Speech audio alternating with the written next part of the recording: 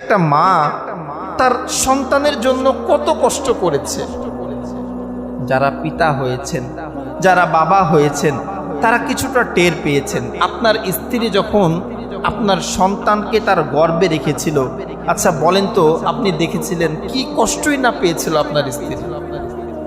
একটা মা প্রথম 3-4 মাস খেতে পারে না, খাবার খেলেই বমি হয়ে যায়।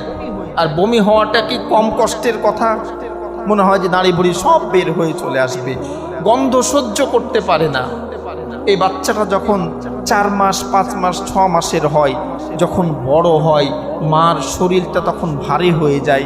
মা ডান কাঁধে যদি শুয়ে থাকে, বাম কাঁধ হতে পারে না, শুয়ে থাকলে উঠে বসতে পারে না, বসলে পারে শুতে পারে না।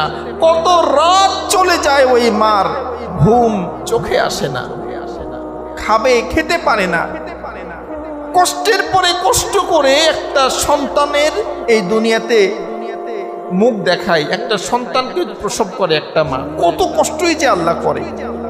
এজন্য তো আল্লাহ বলছেন, ওয়াসাইনাল ইনসানা বিওয়ালিদাই হামালাতহু উম্মুহু ওয়াহনান আলা ওয়াহনি ওয়া ফিসালুহু ফি আমাইনি আন ইশকুরুলি ওয়ালি ওয়ালিদাই।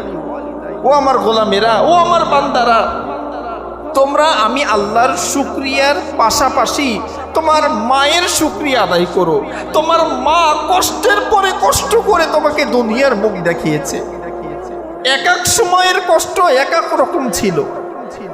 একটা মা এইভাবে সন্তানকে গর্ভে রাখে, গর্ভে রাখার পরে ওই সন্তান যখন দুনিয়াতে আসে, মার কত যে কষ্ট হয়, কত যে কষ্ট সে সহ্য করে, এটা বর্ণনা করে বোঝানো যাবে না।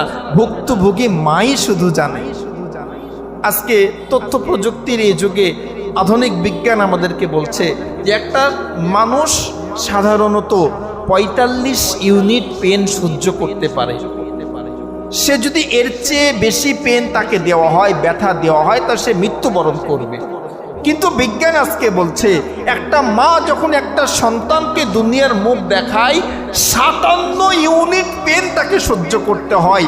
এই 57 ইউনিট পেন একটা মানুষের শরীরের 20টা হাড্ডি একসঙ্গে যদি ভেঙে যায়, যে পরিমাণ কষ্ট পায় সে পরিমাণ কষ্ট একটা মা পায়।